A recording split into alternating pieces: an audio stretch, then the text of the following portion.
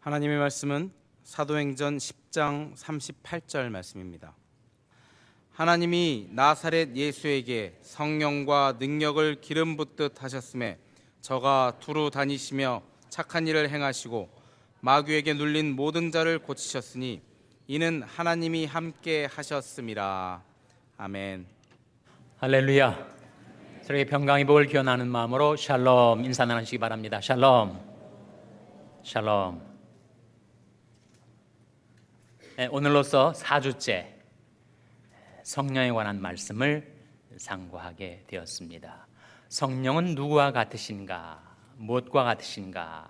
첫 번째 시간에 성령은 바람과 같다. 바람 같은 성령. 밀폐된 공간에서 답답하게 있다가 시원한 바람이 불어오면 얼마나 심신이 상쾌해집니까? 성령은 생기이시라는 거예요.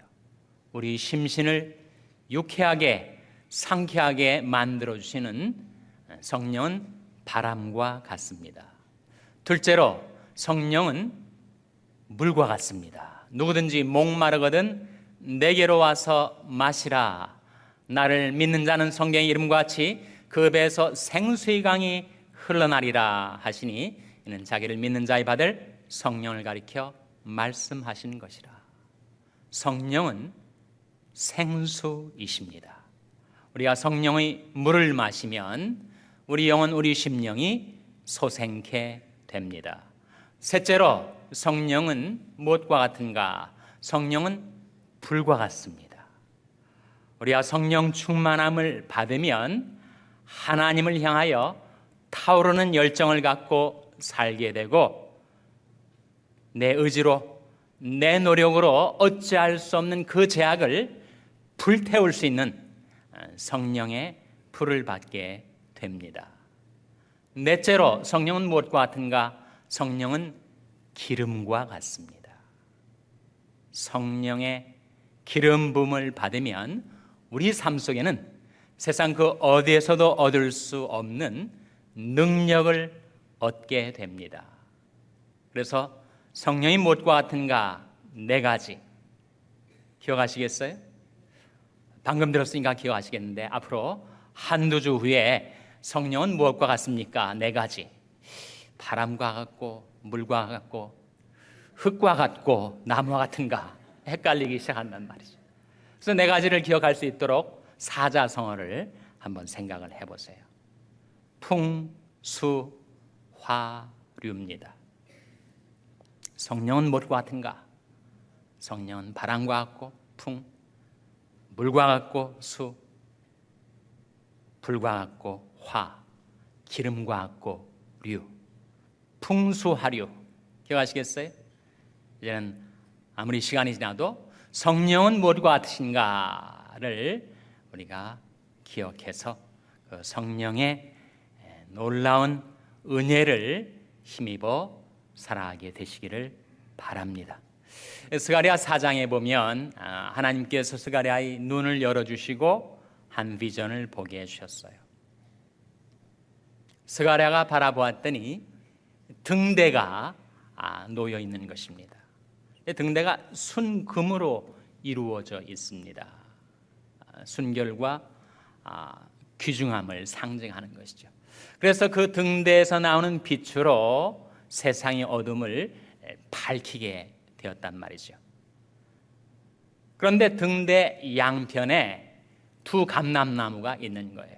그래서 감람나무에서 기름이 등대 속으로 주입이 되니까 그 불이 꺼지지 않고 계속해서 활활 타오르며 어둠을 밝히는 빛이 되더라는 것입니다. 그 스가랴가 바라보았던 비전 가운데 등대는 무엇이고 두 감람나무는 무엇일까요? 등대는 바로 이 세상 속에 존재하는 하나님의 백성들입니다. 교회란 말이죠. 예수님께서 너희는 세상의 빛이니 말씀하신 대로 죄로 어두워져가는 이 세상을 밝히는 빛은 바로 등대인 하나님의 교회입니다. 그럼 이 두 감람나무는 무엇인가? 주석가들이 그 바른 해석을 얻기 위해서 많이 공부를 해왔어요. 또 이단들도 자객에 유리하게 감람나무의 해석을 끌어다가 썼습니다. 한국의 대표적으로 박태선 장로는 바로 이 감람나무가 나다 그렇게 해석을 했어요. 자기야말로 동방의 의인이고 스가랴서와 요한계시록에 나오는 감람나무다. 박태선 장로는 1917년생이라고 합니다.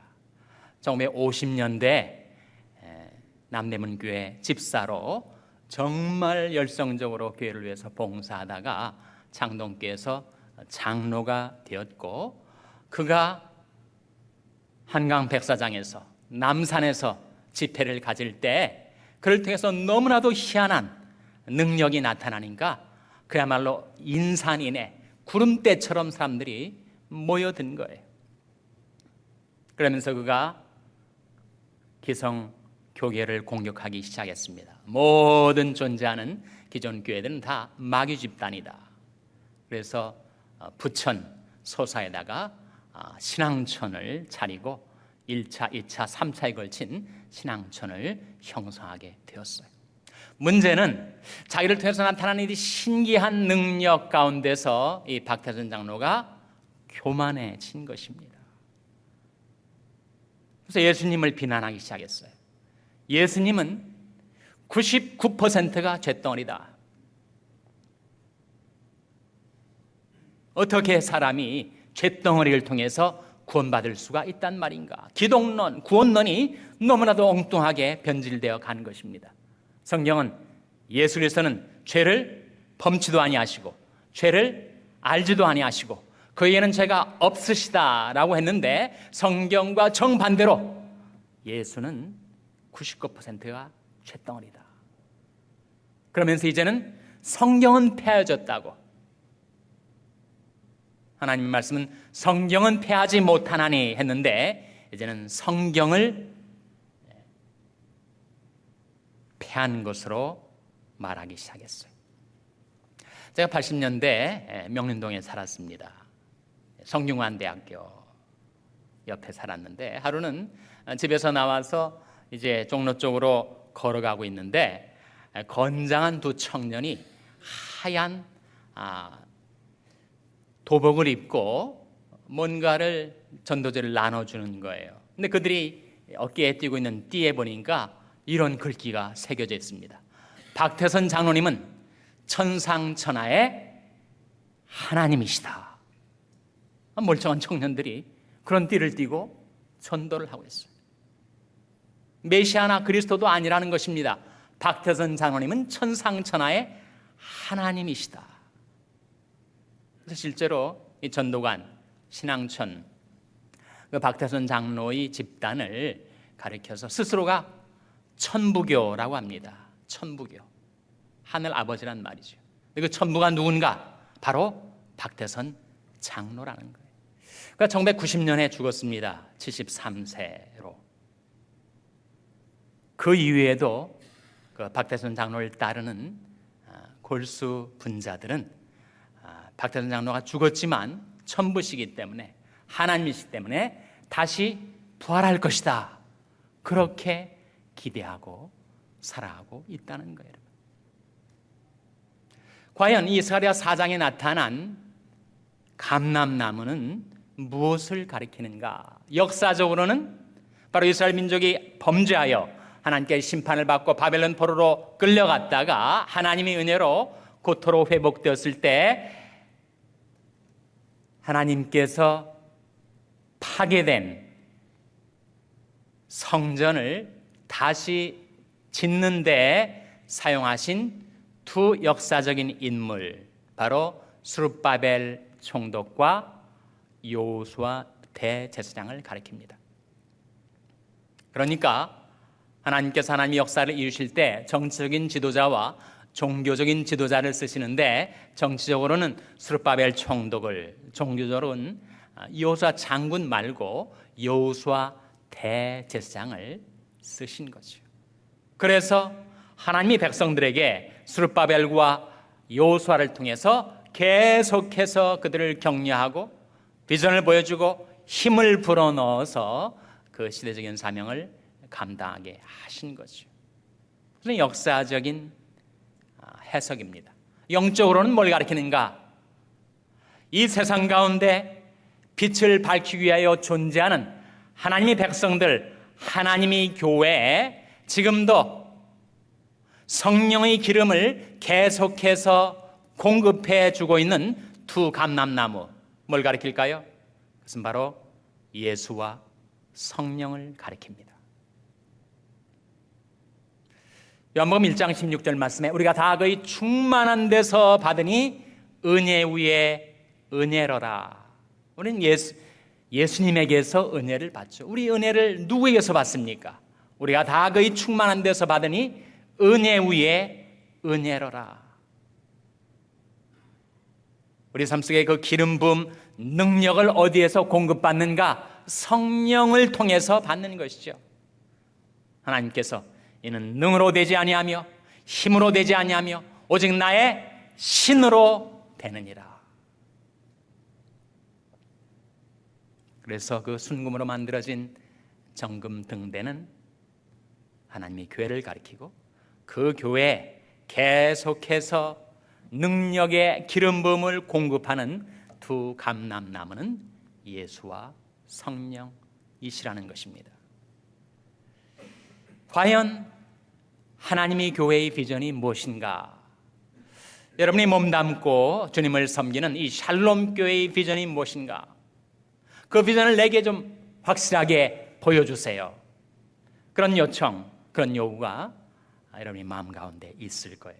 저는 우리 샬롬 교회의 비전을 바로 이 사도행전 10장 38절 말씀에서 발견하게 됩니다. 다시 한번 같이 읽겠습니다. 사도행전 10장 38절 말씀 같이 읽습니다. 시작. 하나님이 나사렛 예수에게 성령과 능력을 기름 붓듯 하셨음에 저가 두루 다니시며 착한 일을 행하시고 마귀에 눌린 모든 자를 고치셨으니 이는 하나님이 함께 하셨음이라. 이 말씀은 예수님에 대한 것인데 어떻게 교회의 비전을 본다는 말인가? 여러분, 교회는 그리스도의 무엇이죠? 그리스도의 몸입니다.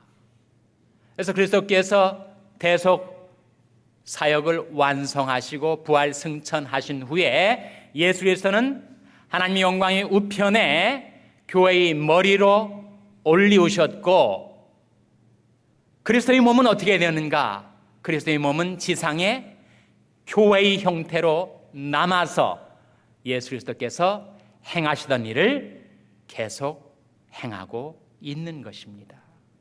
그래서 교회는 뭘 하는 집단인가? 뭘 하는 공동체인가? 우리 샬롬 교회는 이 세상에 뭘 하도록 남겨진 교회인가? 예수 그리스도께서 몸을 가지고 이 세상에 계실 때 행하셨던 그 일 하는 것이 우리 교회가 행해야 할 일입니다. 예수님이 뭘 하셨어요? 저가 두루 다니며 착한 일을 행하시고 둘째로 마귀에 눌린 모든 자를 고치셨습니다. 그리스도께서 몸을 가지고 이 세상에 행하신 그 두 일을 그리스도의 몸된 교회로서 우리가 이 세상에서 행해야 하죠. 첫째는 두루 다니며 착한 일을 행해야 합니다. 바로 가장 큰 계명의 실천이죠. 가장 큰 계명이 뭐죠? The Great Commandment가 무엇입니까? 바로 하나님을 사랑하는 것과 이웃을 사랑하는 것. 우리는 이 세상 속에 사랑을 실천하기 위하여 부르심받고 보내심을 입었습니다. 우리 샬롬 교회가 이 세상 속에 행하는 일은 이 세상 가운데 예수님처럼 두루 다니며 착한 일을 행하는 것, 사랑을 실천하는 것, 하나님께 받은 그 사랑을 베풀며 살아가는 것, 그것이 첫 번째 우리가 할 일입니다. 두 번째는 무엇인가? 마귀에 눌린 모든 자를 고쳐주는 것. 지금도 마귀에게 사로잡혀서 온갖 악을 저지르며 스스로 그 마귀에게 붙잡혀서 그 사슬, 그 무시무시한 마귀에게 예속당해서 자기 인생을 망가뜨리고 영원한 멸망의 길로 치닫고 있는 인생들이 수두룩하다는 거예요. 말할 수 없는 고통과 탄식 속에서 밤낮 자해 행위를 하면서 울부짖는 영혼들이 우리 주에 질비합니다. 그들에게 가서 마귀에 눌린 모든 자를 고쳐주는 것. 어떻게 고쳐줍니까? 우리 능력, 우리 열심, 우리 노력으로 고칠 수가 있습니까? 예수 그리스도께서 말씀으로 마귀에 눌린 자를 고쳐주었던 것처럼 사람들을 자유케 하고 사람들을 구원할 수 있는 것은 바로 복음. 바울이 증거했던 대로 내가 하나님의 복음을 부끄러워하지 아니하느니 이 복음은 모든 믿는 자에게 구원을 주시는 하나님의 능력이 됨이라. 하나님의 말씀을, 하나님의 복음을 전파함으로써 마귀에게 눌린 자를 고쳐주는 것, 그것이 우리들의 사명이라는 거예요. 그래서 여러분 바라보시는 이 배너에 뭐라고 써 있습니까? 복음과 사랑을 전파하는 교회. 그것이 우리 교회의 비전이에요. 하나님의 복음, 하나님의 말씀을 전파해서 마귀에게 눌린 자들을 고쳐주고, 그리고 사랑을 전파하고 사랑을 실천해서 하나님이 사랑이시라는 사실을 온 세상에 증거하는 일. 그것이 우리 교회의 사명입니다. 근데 그것을 우리 능력으로 할 수가 없어요. 우리 열심, 우리 노력으로 이룰 수가 없습니다. 예수님께서도 이 세상에 계실 때 어떻게 그 사역을 이루셨다고요? 하나님이 나사렛 예수에게 성령과 능력을 기름 붓듯 하셨기 때문에, 성령과 능력을 기름 붓듯 부음받은 예수님께서 그렇게 착한 일을 행하고 마귀의 눌린 자를 고쳐주실 수가 있었단 말입니다. 여러분, 박태선 장로나 문선명이나 세상의 이단 교주들이 행하는 그 희한한 능력, 그것을 우리가 갈구하는 것이 아니죠. 우리 능력은 어떤 능력인가? 사랑의 능력, 기쁨의 능력, 겸손의 능력, 죄와 싸워 이기는 능력을 말합니다. 성령을 가리켜서 즐거움의 기름이라고 말씀해요. 시편 45편 7절에 나온 말씀인데, 성령은 즐거움의 기름. 죄로 말미암아 우리가 모든 기쁨을 다 상실했을 때 하나님께서 즐거움의 기름을 우리에게 부어주셔서 기쁨을 회복하게 하시는, 하나님을 사랑하는 까닭에 사랑의 능력, 기쁨의 능력, 하나님이 능하신 손 아래서 자기를 낮추는 겸손의 능력, 끊임없이 내게 달겨드는 죄와 싸워 이길 수 있는 성결의 능력. 그 능력이 어떻게 주어지는가?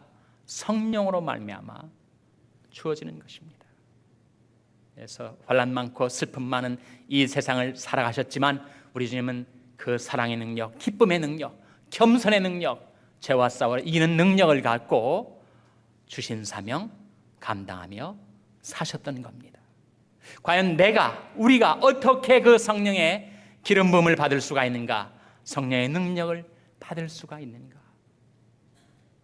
두 가지 길이 있습니다. 하나는 기도죠.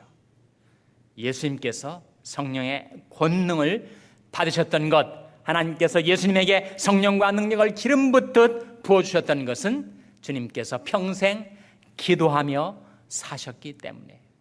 그럼 기도 중에 기도라는 겟세마네 동산의 기도가 어디에서 이루어졌었죠? 감람원에서 이루어졌습니다.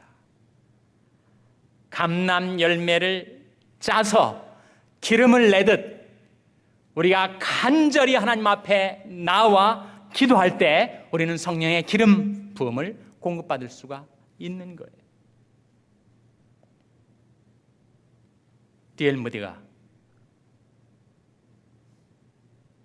말씀을 전파하기 위해서 어느 지역에 가서 숙소에 머무를 때 그 밤에 성령이 기름 붓듯 그에게 임하셨습니다. 그 기쁨, 그 충만함, 그 능력에 넘쳐서 하나님 이제는 됐습니다. 고만 부어주셔도 D.L. 무디에게 보여줬던 성령의 기름 부음 때문에 그는 놀라운 부흥운동, 예수 그리스도의 구원의 복음을 능력 있게 전파할 수가 있었던 것이죠. 둘째는 말씀입니다. 요한복음 3장 34절 말씀에 하나님이 보내신 이는 하나님의 말씀을 하나니 이는 하나님이 성령을 한량없이 주심이니라. 여러분, 성령과 말씀은 같이 갑니다. 살리는 것은 영이니 육은 무익하니라. 내가 너에게 이른 말이 영이요 생명이라. 하나님께서 우리에게 성령을 부어주실 때 우리가 말씀 충만함을 얻고 우리가 말씀을 묵상할 때 우리는 성령 충만함을 받게 되는 거예요. 프린스턴 신학교 사뮤엘 마펫이라는 은퇴하신 교수님이 계세요. 90대입니다.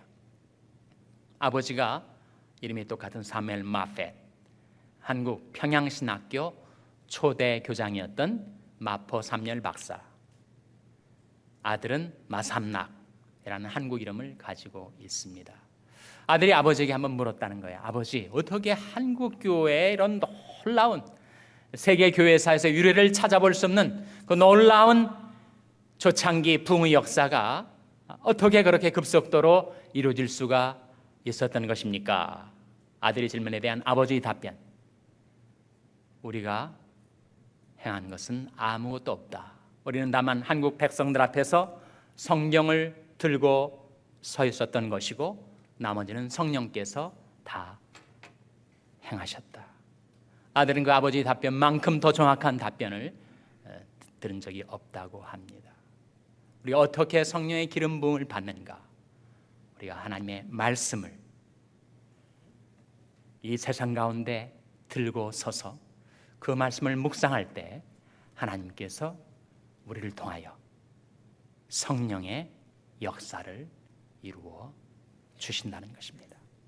하나님이 나사렛 예수에게 그리하셨던 것처럼 그리스도의 몸된 교회인 저와 여러분, 우리 교회 가운데 성령과 능력을 기름 붓듯 하셔서 우리 샬롬과 이 세상 가운데 두루다니며 착한 일을 행하고 마귀에게 눌린 모든 자를 고쳐주는 사명을 감당할 수 있도록 하나님이 여러분과 함께 해주시기를, 하나님께서 성령의 능력으로 여러분 한 사람 한 사람에게 기름 부어 주시기를 주님의 이름으로 축원합니다. 기도하시겠습니다. 아버지 하나님, 이 아침에 하나님의 말씀을 통하여 우리 주 예수 그리스도를 바라보게 하시고 그리스도의 몸된 교회의 사명을 발견할 수 있게 해주신 것 감사를 드립니다. 아무런 공로 없는 저희들, 오직 구속하신 보혈로 허락하신 성신을 믿음으로 바라고 이제 간구하옵나니 아버지 하나님, 저희들에게도 성령과 능력을 기름 붓듯 하여 주시옵소서. 예수님의 이름으로 기도하옵나이다. 아멘.